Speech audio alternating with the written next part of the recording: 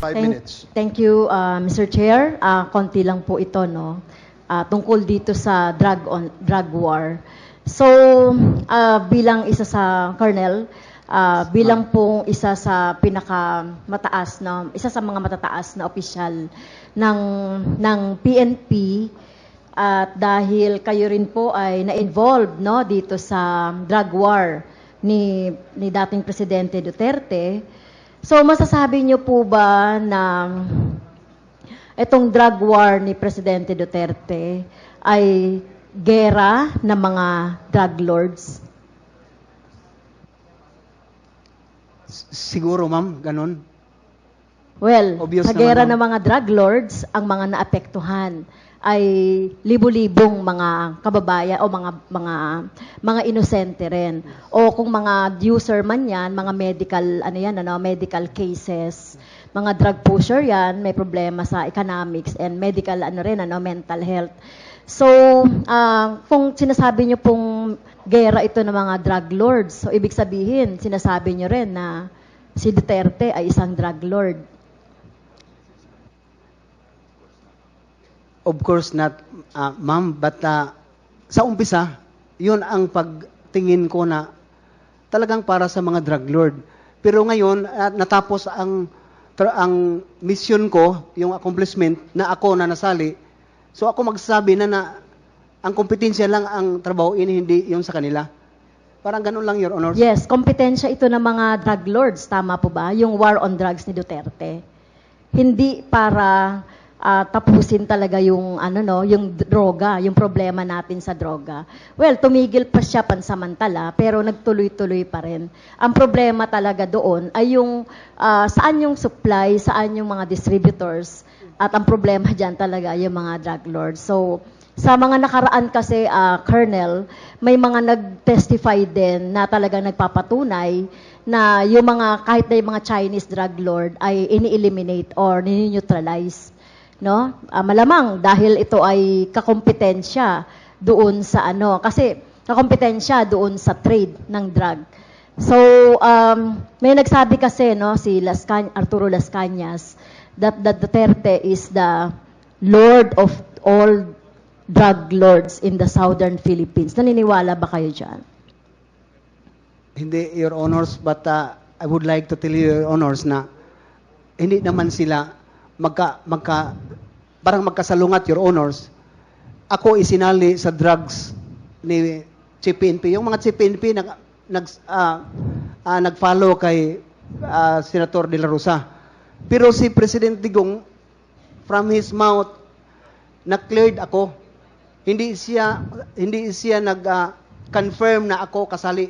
In that moment, Your Honor, na tinanong siya ng media, na-cleared ako. Kaya sa akin naman, in fairness, Your Honor, no? Sorry.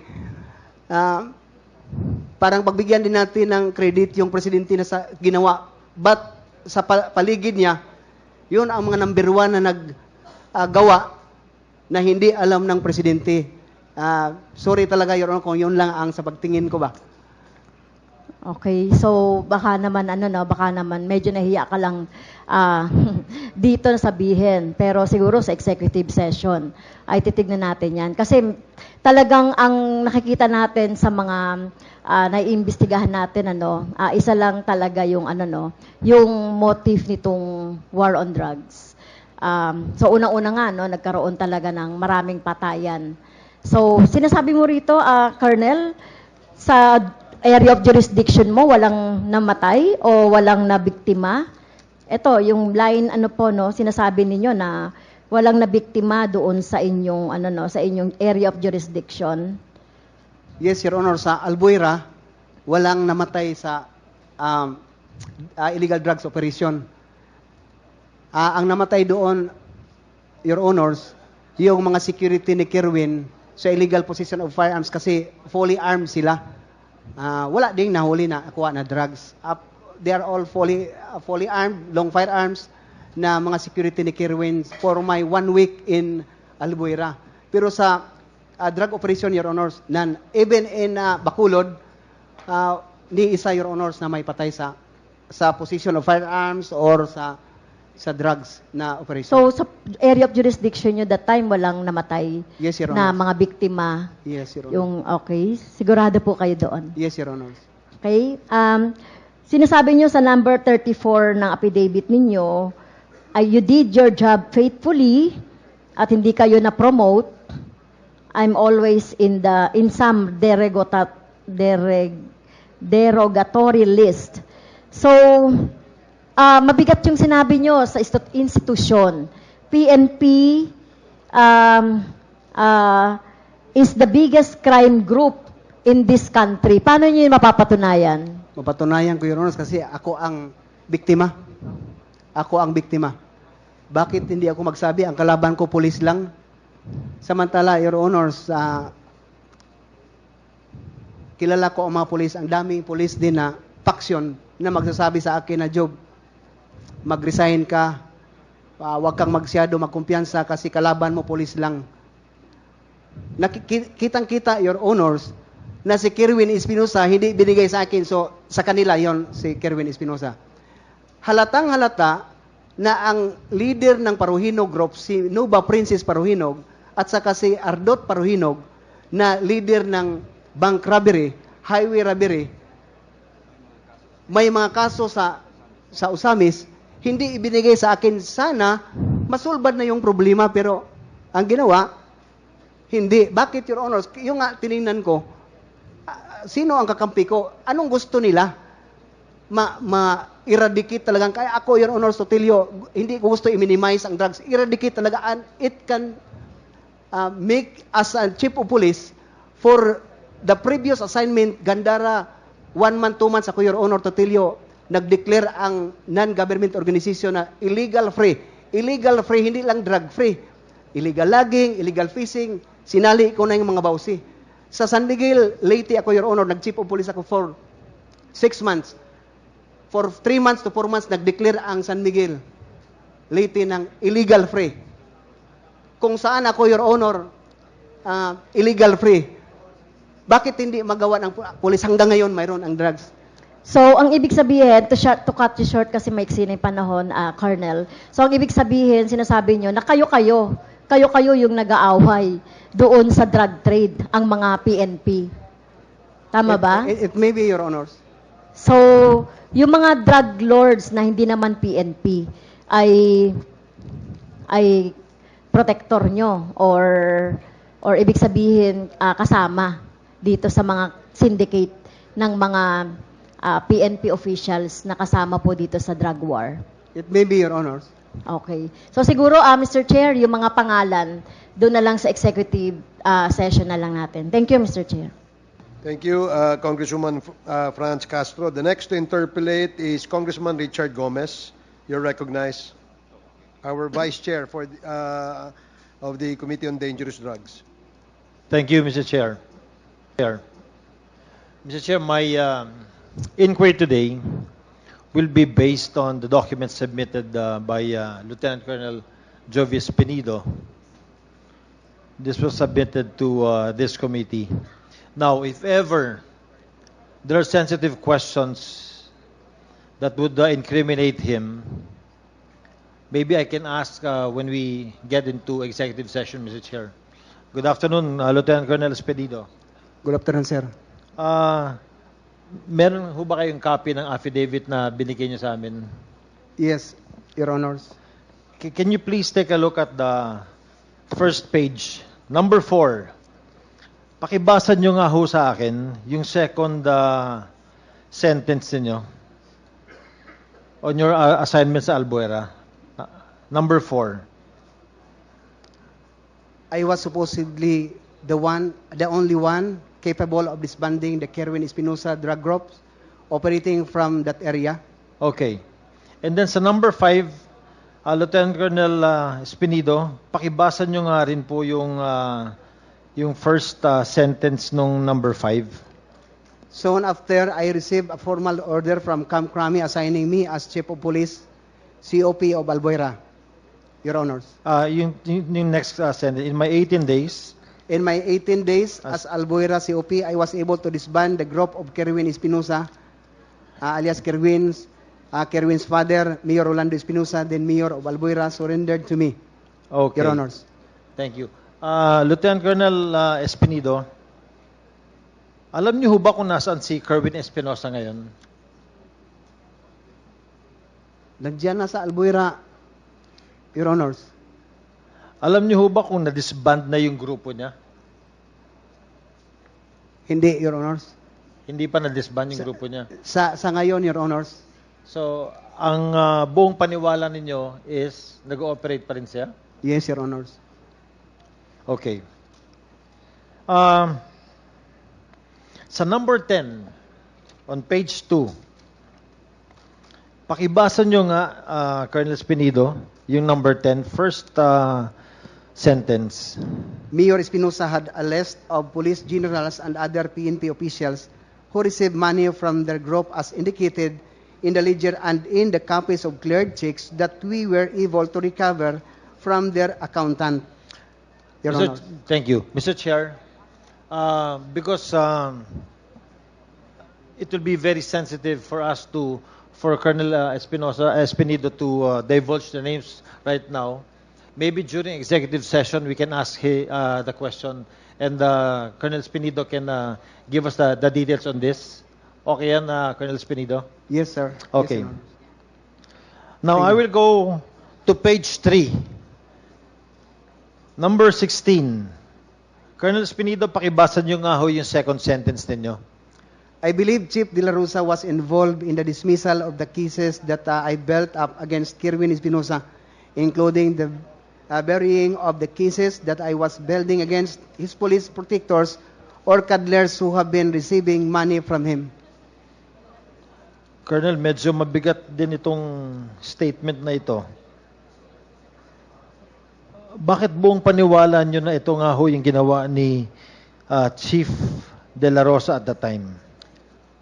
Your Honors, Mrs. Chair, ang pulis, pag ikaw mapailan ng complaint sa RIAS, the RIAS will conduct an investigation Yes. recommending the penalty of that said police officer to the regional director.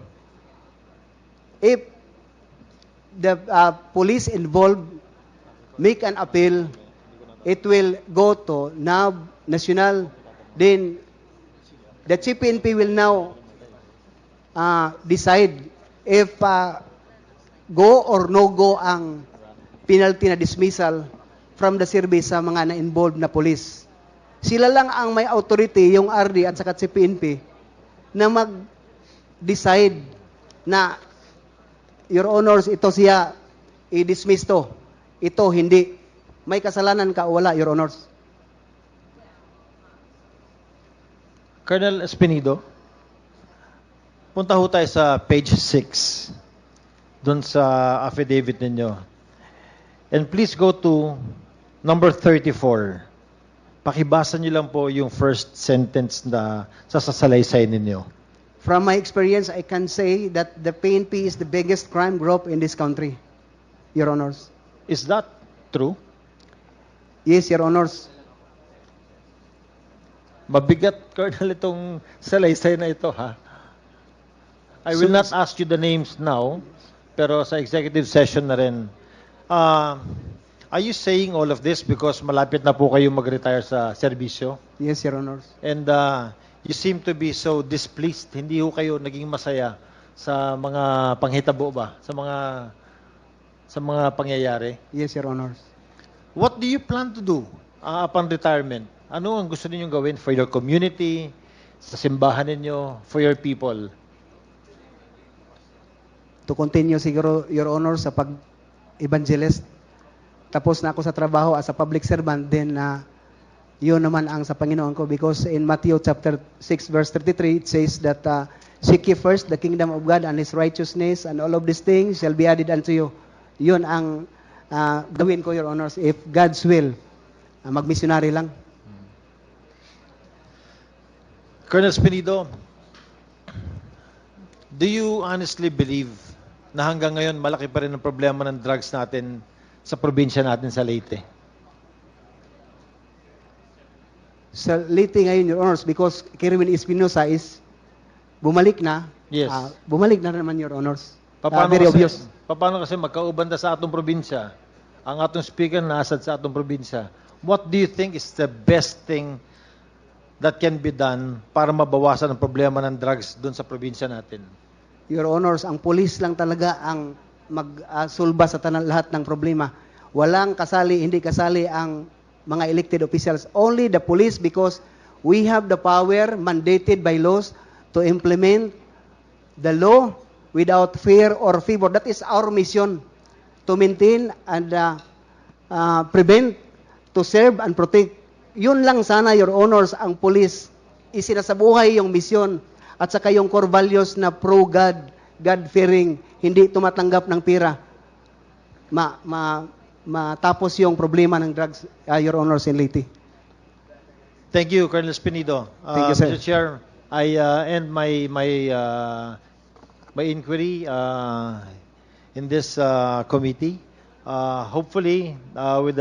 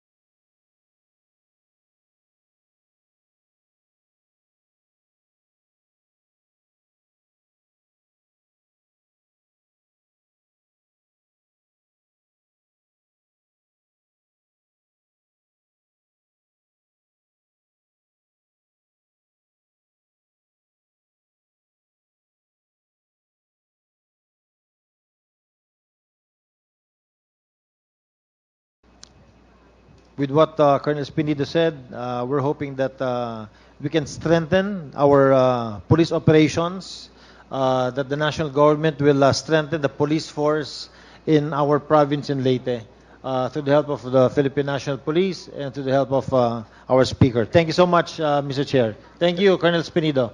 Thank Thank you, you, sir. Congressman Gomez. The next to interpolate is Congressman Serge Dagook. Congressman Dagook, you're recognized. Thank you, Mr. Chair. Good afternoon, everyone. Mayong hapon, Colonel Joey. May nga po, sir. I would like to ask you about paragraph 4 in relation to paragraph 12 sa affidavit mo. Sabi mo kasi, sa paragraph 4, tinawagan ka ni Chief PNP dati, Ronald De La Rosa.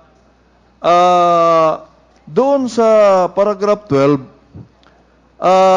you personally reported to him. You personally reported to him. So, yung bang boses na narinig mo, yung boses na narinig mo nung tumawag yung sabi mong si General De La Rosa, dating Chief PNP, pareho ba na boses nung nagkaharap na kayo? Yes, Your Honors, Mr. Chair. Ibig sabihin, Mr. Chair, kayo ay hindi lang naniwala na si former Chief PNP yung tumawag sa iyo, kundi na-confirm mo na siya talaga nung nagkaharap na kayo dahil pare-pareho yung boses ng tumawag at yung boses ng taong kausap mo nung nagkita kayo. Yes, Your Honor, Mr. Chair. At saka hindi lang ganun, Your Honors, ang pag-intindi ng familiarization ng boses niya, may order na kagad. Order. Okay. Yes. Sinabi mo kanina na nung tinanong ka sa isa sa mga kasamahan namin dito sa committee, kung ano yung masasabi mo sa drug on war ng dating administrasyon. Isa sa nabanggit mong terminology is practical. Practical. Sabi mo successful dahil practical.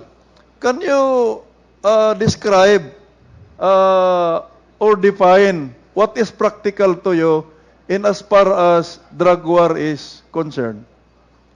Yung practical naman, pag intindi ko, Your Honors, yung kausapin kaagad direct yung mga involved, tinanong kung sino ang source ng drugs nila, pinuntahan na, hindi na pinahintay na mag-file ng complaint kasi ang kagawian ng police, Your Honors, makahingi lang ng information right after kung mahuli na yung isang suspect.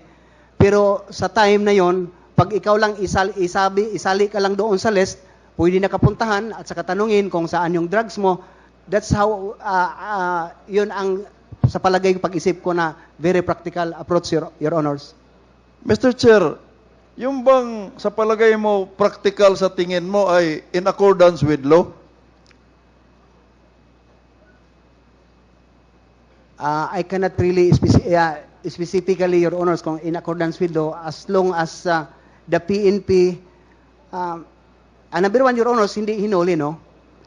Pangalawa, yun siguro lang ang approach na papuntahin ka sa police station kasi na list ka, yun siguro ang na maganda, Your Honors, no? Binapapunta mo na walang invitation, kung ano pa man. Pero kung as tao lang tayo, Your Honors, na parang bigyan ng second chance yung mga involved, sa ganun lang ng mga paraan, Your Honors. Mr. Chair, gusto ko lang linawin at masigurado na uulitin ko yung tanong ko, Colonel. You appreciate, no? Parang inaano mo yung pinupuri mo yung drug war kasi successful siya, sabi mo, at practical. Gusto ko lang ulitin yung tanong ko. Yung practical ba na sinabi mo is always in accordance with law? Yung mga ginagawa doon sa practical na sinabi mo, Mr. Chair. Hindi siguro lahat, Your Honors, no? Pero mayroon lang na mga ginawa. Example, Your Honor, sa akin, kinausap ko si Mayor na para matapos na ito, isurrender nyo na lang yung drugs. Ikaw, Mayor Aldong, isurrender mo na lang yung baril. Ikaw, Ardot, isurrender mo lang yung mga tao mo na involved. So that's how I pag-intindi ko sa practical, Your Honors. So, ulitin ko, kung tama yung pagkakaintindi ko, hindi lahat ng practical sa tingin mo ay in accordance with law. Mayroong iba na practical sa operasyon pero hindi sumusunod sa batas. Tama po ba yung pagkakaintindi ko, Mr. Chair? Yes, Your Honors. I admire you, Colonel, for being candid. I really admire you for being candid, no? Hindi selective yung inaamin mo. Now, dito sa reward system, ang dami nang nagtatanong ano yung 50 to 100 per day na quota, may 20,000, may galing sa STL.